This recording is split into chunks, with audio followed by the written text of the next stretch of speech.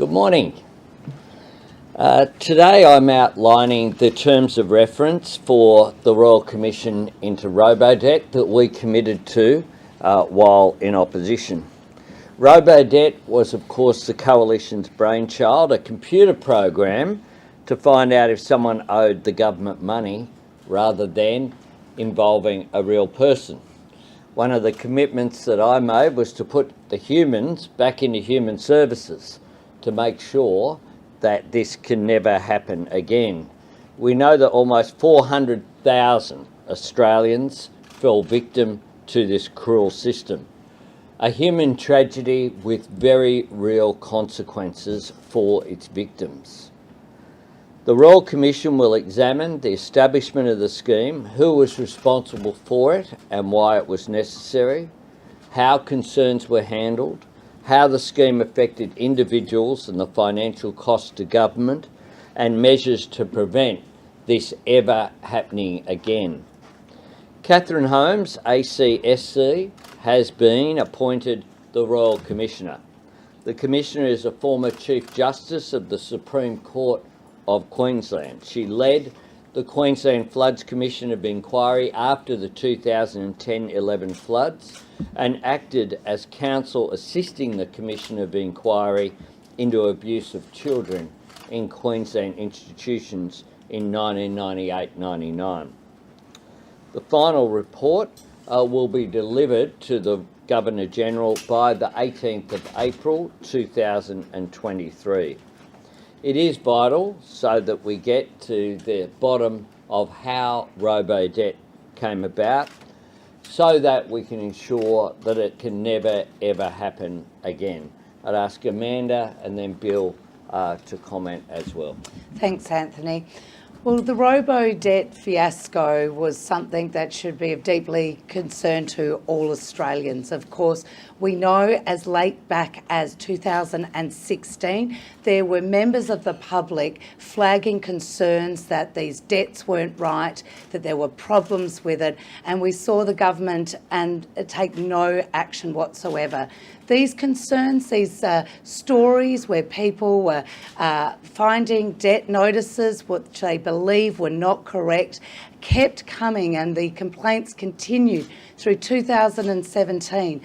These were real flags that the government should have listened to, and there are real questions about why these concerns, these complaints, these increasing problems why the former government didn't take any action. These are really important questions that need to be looked at through this Royal Commission. But I think also the human consequence of what happened to people is also important as well. We've continued to hear stories where individuals felt increasingly anxious, depressed and worried because these debts kept coming and they couldn't understand them. And so I think there is a real issues here about why the government didn't act, why they didn't listen to the concerns coming through, and what were the real impacts. Of course, we know this program was meant to save money. It clearly didn't save money, and the human cost was great. And I'll hand over to Bill. Good morning, and thank you, Prime Minister and Minister Rishworth. The last government gave us Robodebt.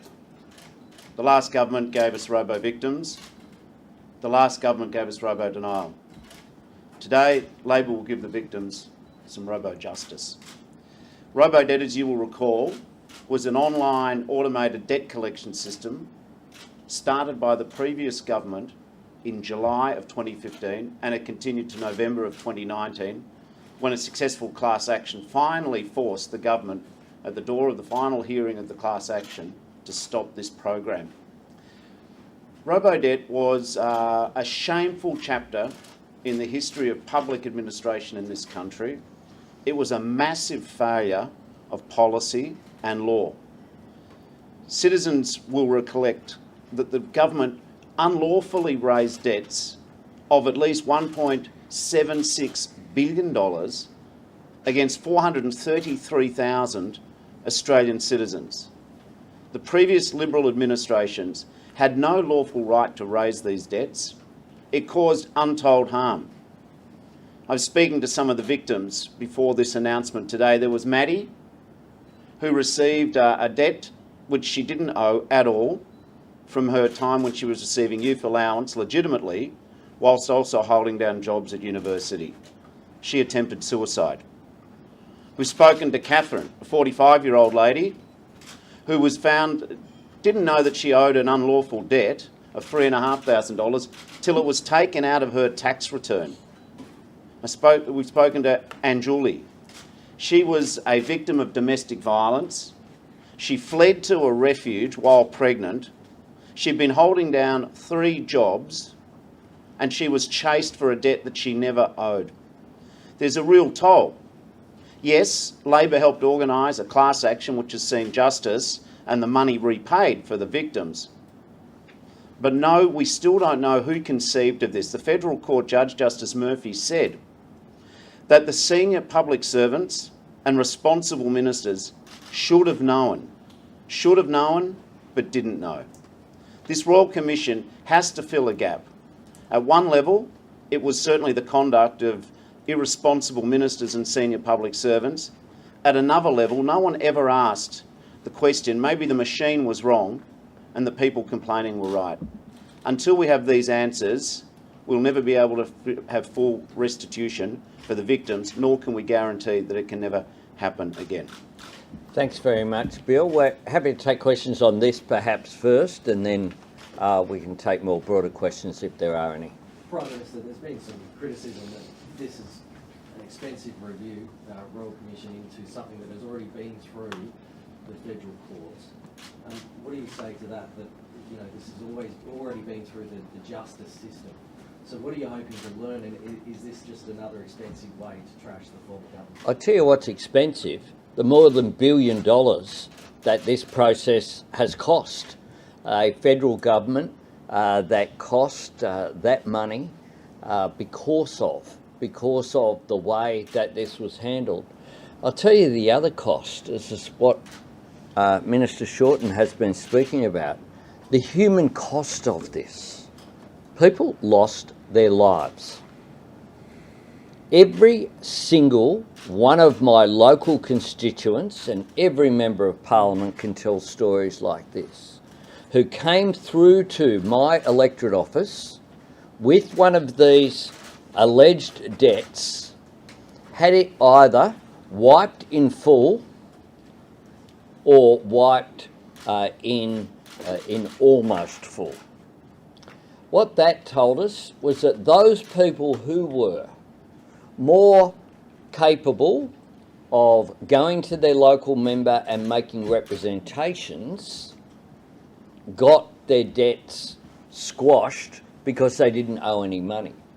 But what we also know is that those people who were most vulnerable were the least likely to go to their local member, to have the confidence to do that. And that's why we need to get to the heart of why this occurred. This is such a serious issue. We committed at the time to this Royal Commission. This is a commitment that we have a mandate for, and a commitment that we have a responsibility to fulfil. But perhaps Amanda or Bill. Just on the assumption in your question is the federal court dealt with all matters. That is not true. The class action was about seeking restitution of the money that was wrongly paid or having the debt stopped. That class action was successful. But just to remind people what happened, on the day that the hearings were to start, the Commonwealth finally instructed its solicitors, 6 years after this sorry program started, that it would declare that it was unlawful. Yes, we'd pay back the money. They'd pay $112 million of taxpayer money in interest. But we never got to hear how could the scheme be conceived, designed. It was unlawful. There was no legal power to do what they were doing, to take the humans out of the system, to reverse the onus of proof. We never got to hear that once people started saying it may be unlawful, why did the government continue it for 4.5 years? Why did Minister Tudge in 2016 or 2017 say, we will hunt you down? He was proposing to hunt citizens of this country down for debts they didn't owe, using legal power that he didn't have. The government has never satisfactorily explained how this monster scheme got away from the system and just had a life of its own. Prime Minister, do you expect or anticipate that this Royal Commission might recommend further compensation for the victims of the Robodebt scandal? We don't preempt Royal Commissions. What we do is set the terms of the Royal Commission, and perhaps the Attorney might want to add something to that. Yes, thanks very much, Prime Minister. There are broad terms of reference for this Royal Commission. As the Prime Minister has just said, we're not going to preempt what the outcome will be.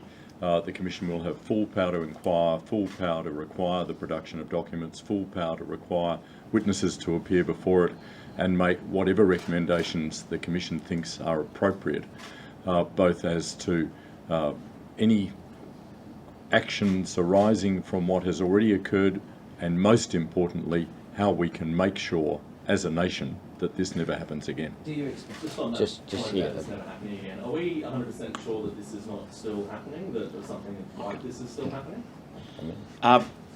In government services Australia, they have changed their practices.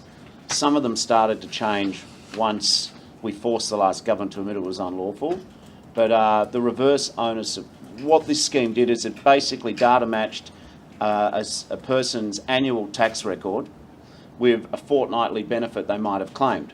What the relying just on the algorithm did is they didn't stop to ask themselves that maybe a whole lot of Australians have casual work. They're actually doing what people want them to do, which is try and find work. So they'd have periods where they were eligible in a fortnight for a government benefit, but other times during the year they were trying to make ends meet.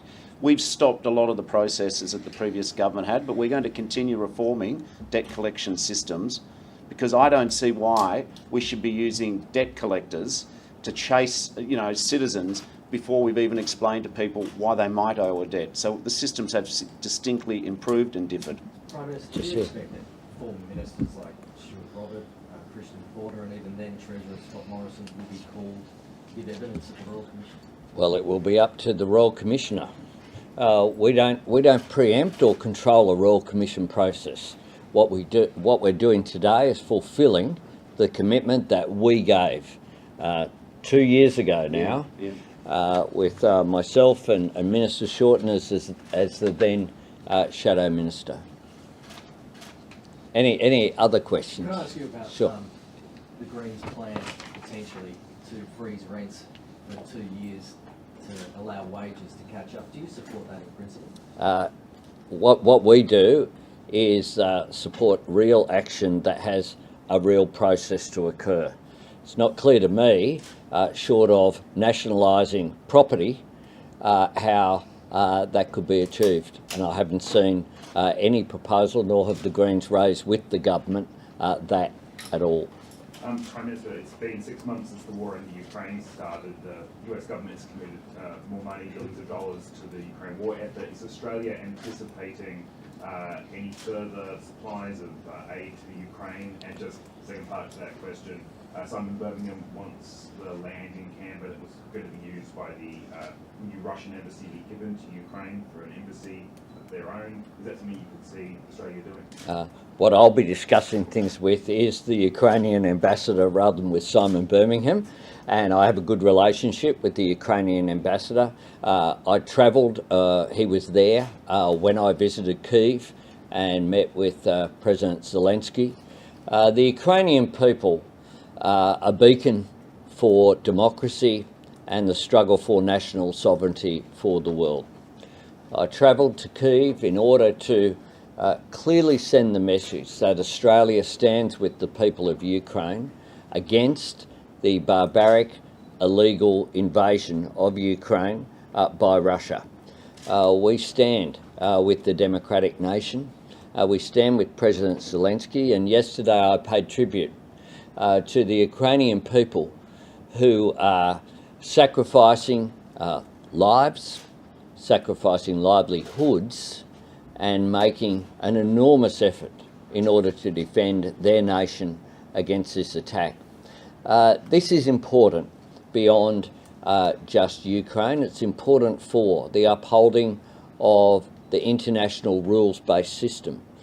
and that is why we'll continue to be available for any practical suggestions that are made and requests that are made. When I visited, I donated on behalf of the Australian government a further $100 million in support. We'll continue to engage as we have. The Australian ambassador to Ukraine continues to engage as well through DFAT and through those official channels. And this is an issue of bipartisan support. I acknowledge the support that the former government gave to the Ukrainian government and people. That's something they did with our support as the then opposition. And I'd say that that bipartisanship, I'm very confident, will continue into the future. Prime Minister, is your government in support of the union's push to have collective bargaining agreements across entire sectors? The union movement speaks for itself, and employers speak for themselves. At the moment, there is discussion taking place in the lead up to the Jobs and Skills Summit. That's a good thing. What our government has acknowledged in a speech I gave to the Australian Chamber of Commerce and Industry during the election campaign pointed out that enterprise bargaining at the moment simply isn't working. That wages aren't keeping up with the cost of living. The difference between our government and the former government is that the former government saw low wages as a key feature of their economic architecture. We have a different view. We think that the economy should work for people, not the other way around, and we look forward to constructive discussion at the Jobs and Skills Summit. So that is something that you would consider supporting? Well, we're not preempting. What we want to do is to bring together unions, employers and civil society to have discussion, not just at the summit, but in the lead up. There's been more than 65 events and there's more taking place over the next couple of days. What we want is to work towards our common interests.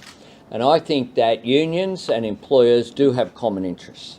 The way that you can get a boost in wages and a boost in profits without putting pressure on inflation is to get productivity growth, and that is one of the focuses that I want to happen at the summit. Prime Minister, Premier Perrottet says he's spoken to you about a joint buyback scheme for people in Lismore. What timeline can you give to people who are desperate for clarity on whether they should rebuild their homes or not 6 months on the disaster? Well, I've had a very brief discussion with Premier Perrottet about that. I haven't as yet had concrete proposals from the Premier. We'll work constructively. I had another discussion with the New South Wales Premier just yesterday. I have a good working relationship with all Premiers and Chief Ministers. Of course, state governments are responsible for planning. And one of the things that needs to happen is that state governments have to get better at planning, and that includes planning bearing in mind what has occurred in terms of the natural disasters, the impact that they've had, and the likelihood that with climate change, these events are occurring more frequently and with greater intensity. Prime Minister, it's 6 months on. Is it not good enough that the New South Wales government hasn't been giving clarity to those people who live in the flood zone whether their homes are going to be brought back or not? Well, I'm not a commentator. All I can say is that in the last 48 hours, I have had discussions with Premier Perrottet. We want to be constructive here. I'm not looking to make a political point. Prime Minister, with the latest revelations of the cosmetic surgery industry, are you looking into the failures of the regulator and a potential Royal Commission? Look, we're not considering the latter at this point, but clearly, I think that Australians will be shocked at some of the revelations which are there. That people who in good faith have undertaken procedures that have had lasting consequences for them. And I think that is of real concern. Certainly that is something that the Health Department, the Health Minister, will need to examine. But I, like other Australians, I think have had a look at some of those reports and are very sympathetic with the victims of what clearly is completely unacceptable in terms of the difference of what people expected and what the outcomes were. Okay, Prime Minister, your Resources Minister announced yesterday the exploration of about another 50,000 new square kilometres of ocean real estate for new petroleum resources. Some seem to think that goes against your commitments for greater action on climate change. Can you explore for more petroleum and also cut down Australia's carbon emissions? Well, people still put petrol in their cars at the moment. I don't know how you got to the press conference, but chances are it was in a car. Am I right? Downstairs, but yes, more. Yeah, but you got there. Look, we need to be sensible about this, and we need to change the way that our economy functions, our energy mix across the board. But these lights that are on in this press conference are powered with, in this building's pretty good building. There's solar panels, all of that. But chances are, if you're in New South Wales at the moment and you flick a switch, then that will be powered not by renewables. But we have a plan to change our energy mix, to lower our emissions. And that plan includes 82% of renewables being part of the energy mix by 2030. But what that doesn't mean is that immediately you can stop using fossil fuel sources today. We have a plan to get there. It's outlined very clearly, that plan, and we had that endorsed indeed by the House of Representatives by a huge majority just a couple of weeks ago. Prime Minister, just regarding the inquiry into the former Prime Minister's portfolios, do we know what the timeline's going to look like on that and when the Australian people can start getting some answers? Well, it's a pity that the people who knew about it for years didn't give the Australian people some answers and some transparency. Do you want to be a bit more specific on who you're talking about there? Well, we know a range of people knew about this. There's a book about it. And when the book was, excerpts of the book were published is when I found out about it. And I assume that's when most people found out about it. Prime Minister Morrison or former Prime Minister Morrison has said that that was a contemporaneous interview. We found out some things by Scott Morrison's press conferences, but what we haven't found out is, I think, any reasonable explanation for how this came about, who knew about it at the time, how it occurred, why it was kept secret, and it goes to, as the Solicitor General's advice very clearly indicates, it goes to the very functioning of our parliamentary democracy and our Westminster system that provides for accountability. We've waited a long time for this information to come out. Very soon we are examining the details of exactly what form of inquiry it should take, who should be responsible for that inquiry, and we'll be making an announcement pretty soon about that. We want to make sure that we get it right. Various people in the former government, in the bureaucracy, knew about this for a long period of time. So we've waited years for that information. I thought Barnaby Joyce's, to be specific, I thought Barnaby Joyce's interview on Insiders was very enlightening last Sunday, where he said essentially that when he was made aware of the decision around PEP 11 and the overriding of the National Party Minister for Resources by the Liberal Party Minister for Resources, Mr Morrison, he was concerned not about any policy outcome, not about any national interest. He was concerned that the National Party would lose staffers and would lose a ministerial position. That said everything about the way that the Morrison-Joyce government functioned, that they governed for their own interest, not for the national interest, that they took their eye completely off the ball of what good governance looks like.